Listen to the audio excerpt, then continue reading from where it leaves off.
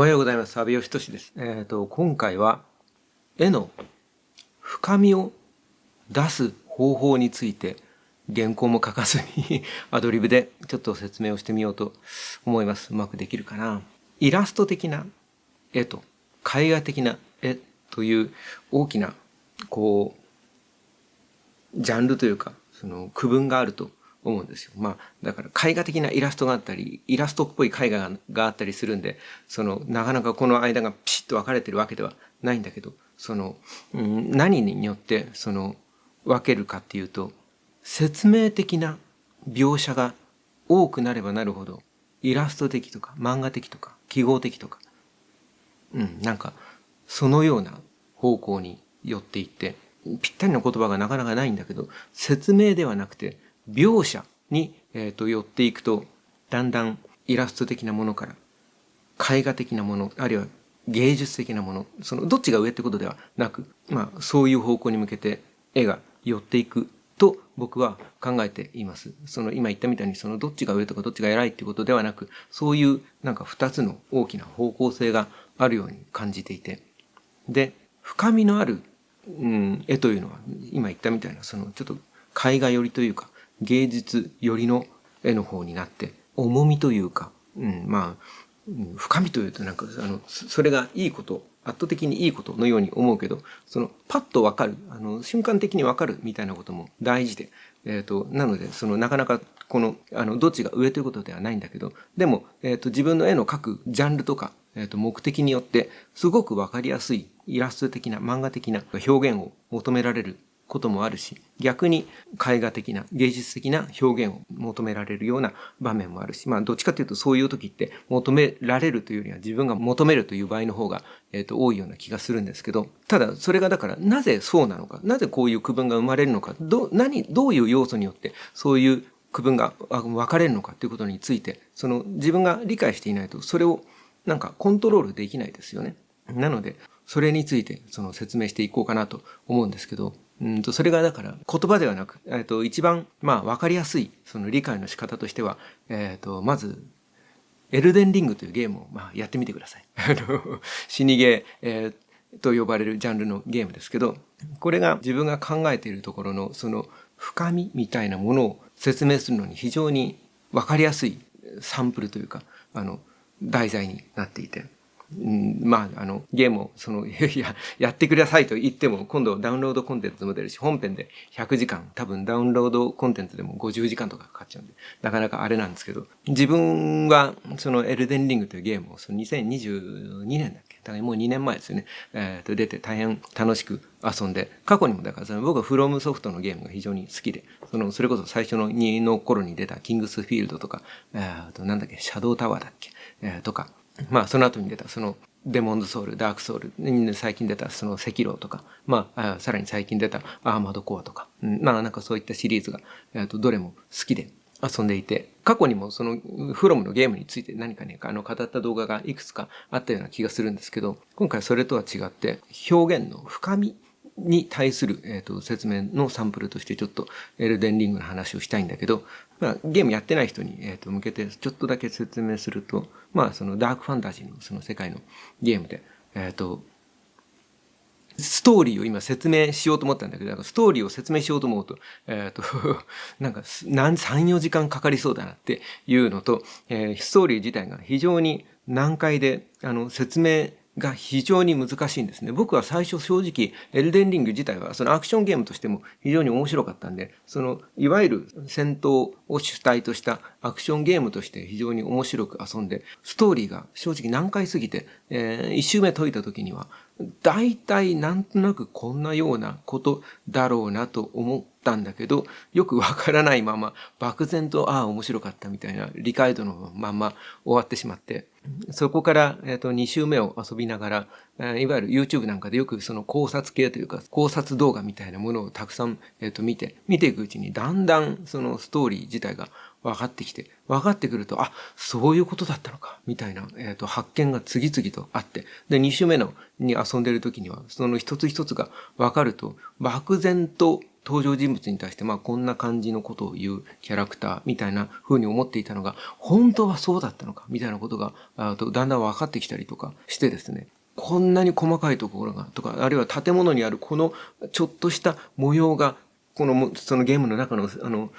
なんていうかな、いろんな勢力の中のこっち側の陣営にいるという意味だったのかみたいなこととか、フレーバーテキストって言って、そのアイテムとかその武器とかのところに説明の文章が書いてあるんだけど、その文章の中の一つ一つに断片的にストーリーの長い壮大な歴史の中の一部分一部分が隠されていて、でそれを読むと、この武器を持っていたのはこいつで、それが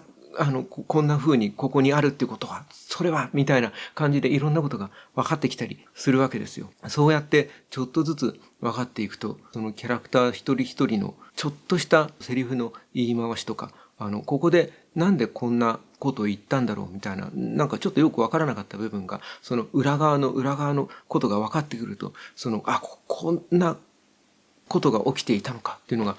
今あまりにも断片的なっていうか、そのゲームの中のことを説明しないまま上っ面の部分を説明してるんで、何のこっちゃって思うかもしれないけど、ちょっと僕のこのなんとなく雰囲気を察してほしいんだけど、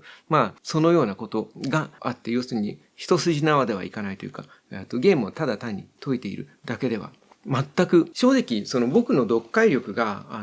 正直あまり高くないみたいなこともあると思うんだけど、でも初見で一周目でこの中の複雑なストーリーとか複雑な登場人物の人間関係みたいなものを全部把握できる人っていないと思うんですよ。特にそのストーリーが分岐していたり、ある特定の人物に一回も会わないまんま解くことができたりとか、そのは結構重要なボスみたいなキャラクターにも出会うことがないままゲームが終わっちゃうみたいなことはよくあったり、あるいはこのキャラクターと敵対しないで分岐して、その分岐したそれぞれの方に重要な伏線が張られていたりとかするんで、もう最初から繰り返し周回しながら考察を深めていくみたいなゲームで、繰り返しても面白いようにゲーム自体も作られているし、ストーリーも繰り返していくうちにそうだったのかって分かることが、ちょっとずつ重層的に積み重ねられているという、恐ろしく重層的な構造を持ったゲームで。で、2022年の、ゲームオブザイヤーか。その年に発売された中で一番優れているゲームみたいなものを、それを受賞して、みたいな形で、なんていうかな、フロムソフトといえば、僕の中では長らく、なんていうかな、職人気質で、ちょっとマニアックで、超高難易度でプレイヤーをイライラさせるけど、でも、例えば何度も同じボスに死んで、もう一度チャレンジしてを繰り返して、非常にイライラするけど、勝った時の達成感がすごいみたいなところで、なんていうか、やる人を選ぶゲームという、そういうものばかりを作る、ゲーム会社っていうイメージだったんだけど、で、実際そうなんだけど、それがその世界一のゲームを作って、何千万本も売れて、日本だけじゃなくてもう世界中から絶賛されているっていうことが、自分のことのように嬉しかったり、フロムがすげえでっかくなってんな、みたいなことで、遠くへ行っちゃったな、みたいな感じがしてみたりとか、いろんな感情があるわけですけど、で、話が、なかなか本題に入らないけど。で、今言ったみたいなことが、深みなんだなって、ということがなんとなく分かってもらえたかなと思うんだけど、要するに、説明と描写なんですよ。説明に対する反対語が描写なのか、もっといい言葉があるような気がしてずっと考えてるんだけど、なかなかピタッとくるこのいい言葉が見つからなくて、それ今探してるとこですけど、要するに説明ってそこにあるありのままのことをパッとわかる。絵で言えば書いてあることが一発で伝わる。意図通りに伝わる。それが説明で、説明の力が強ければ強いほど、絵自体は分かりやすくなって、一発のなんていうかな、パンチ力みたいなものが強くなって、一瞬で伝えたいことが、見てる側にバッと伝わる。で、逆に言うとでも、それ以上でもそれ以下でもない。そういうものが、説明が強い絵っていうのはイラスト的、漫画的、もっと違う言い方があるような気がするけど、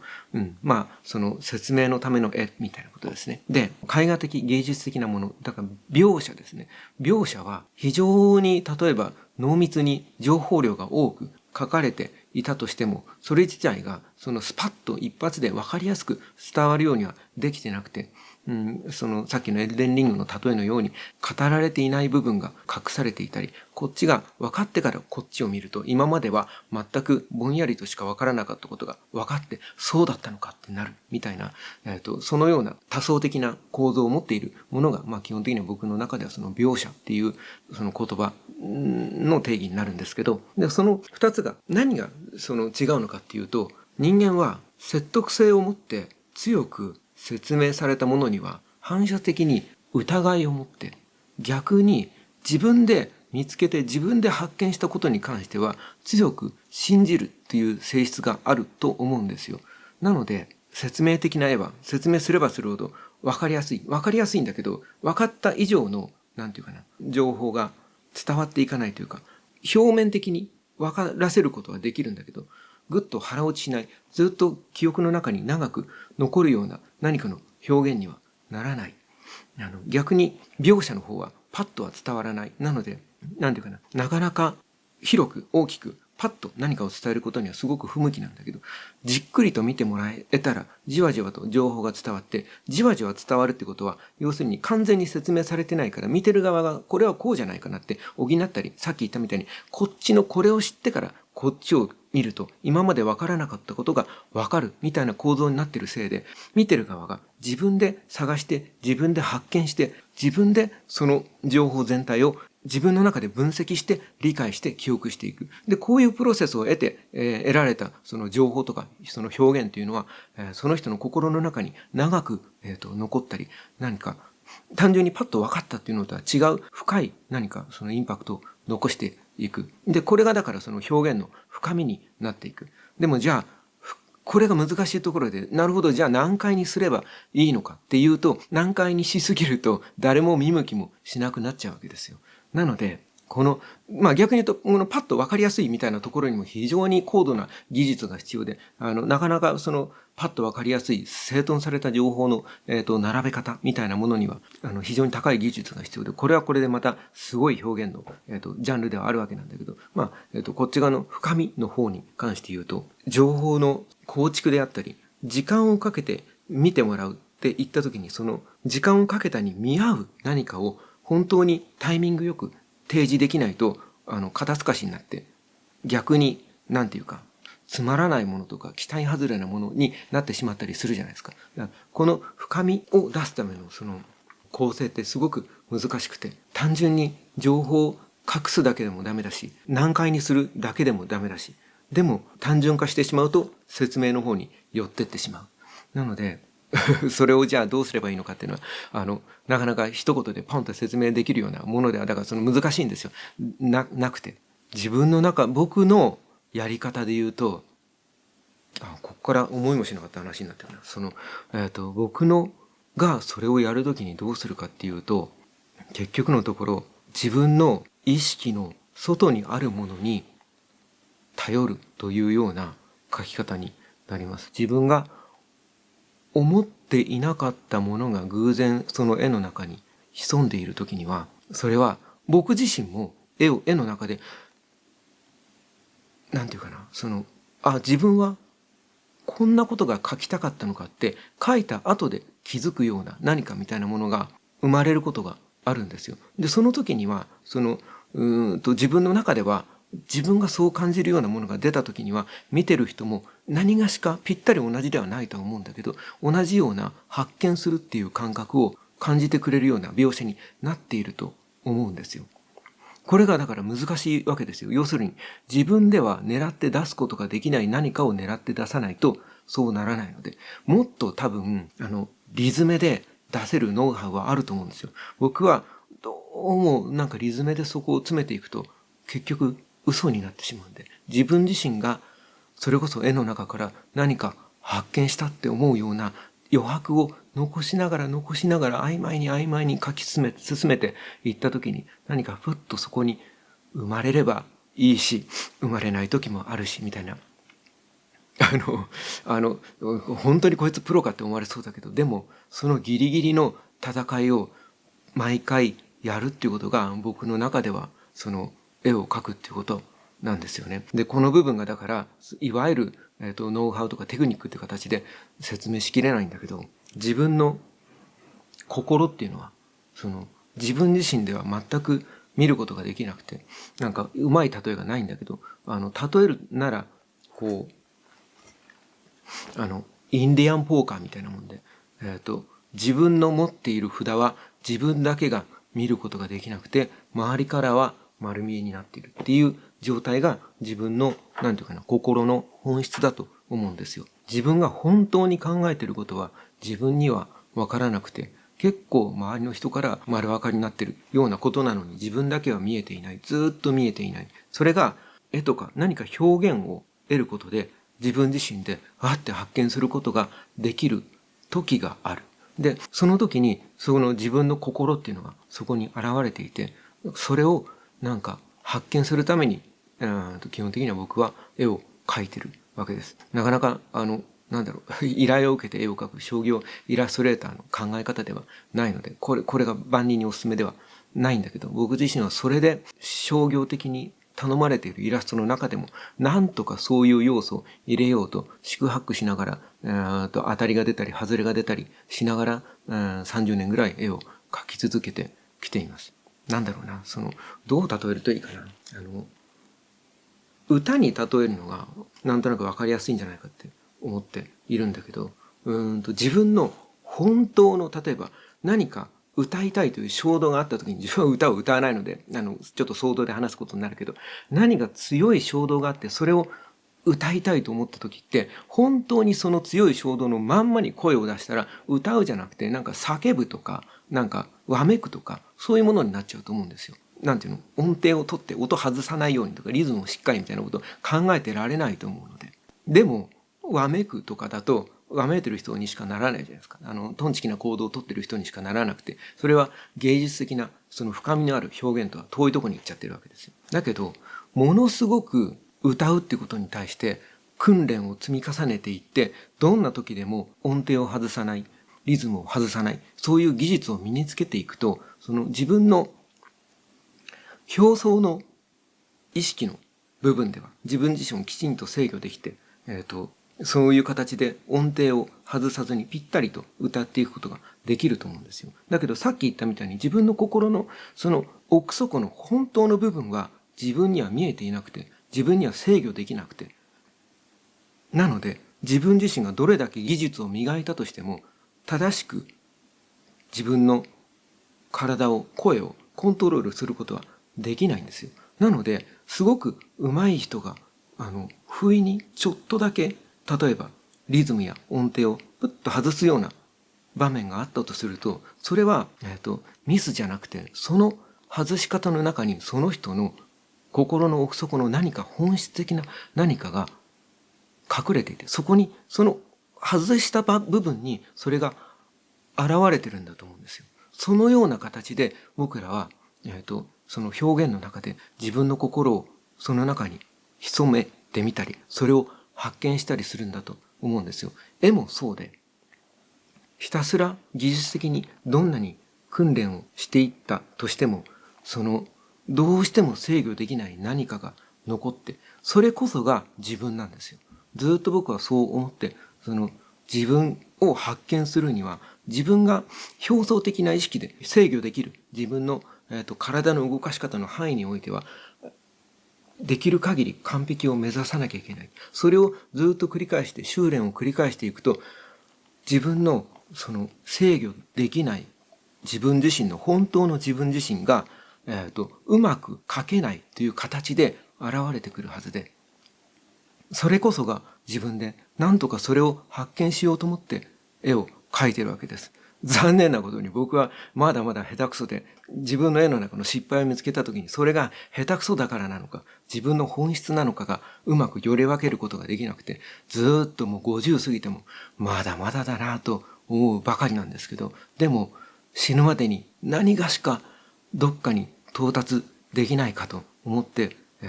ずっとコツコツと努力を続けてるわけです。というような考え方で絵を描いてる人って他にもいるかね。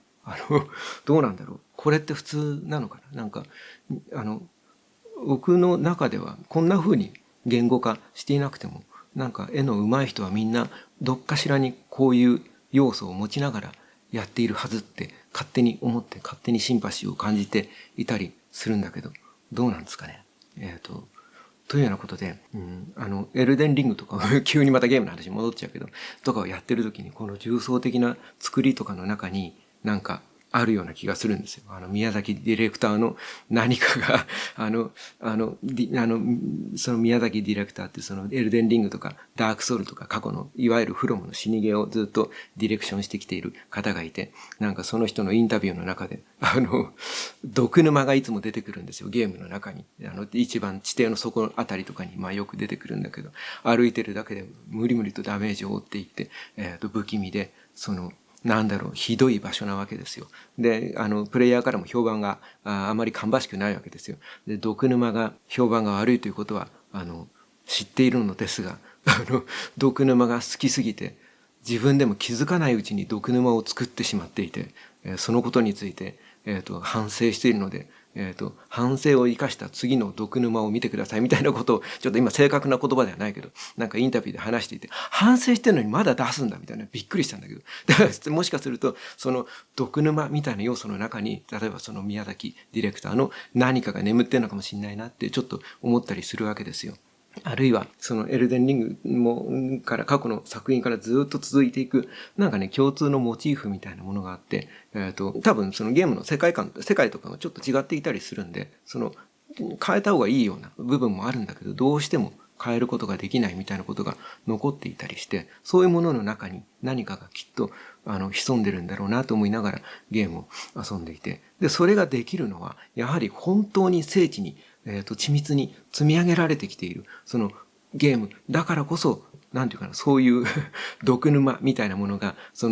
見えてくるわけですよ。これがだからもっともっとラフに作られているものだったり、世界観の構築みたいなものが中途半端だったりすると、そんな風に個々の要素が何かあるんじゃないかっていう深読みに耐えられないんですよ。そのあたりで、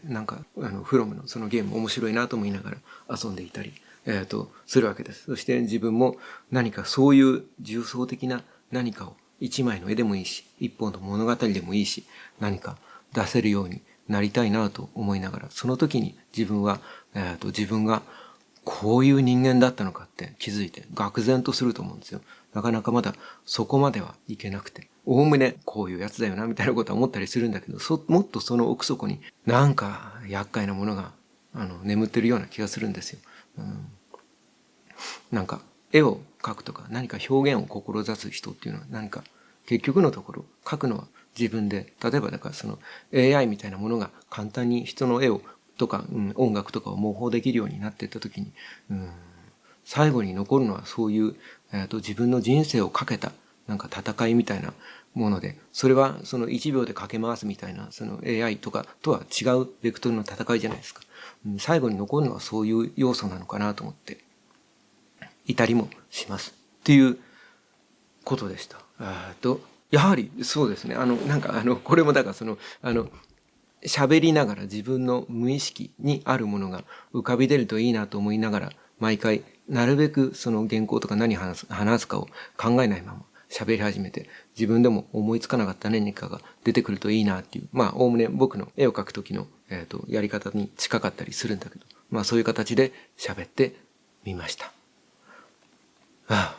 自分はちょっと面白かったです。一緒に面白がっていただけるといいんですけど。ありがとうございました。では。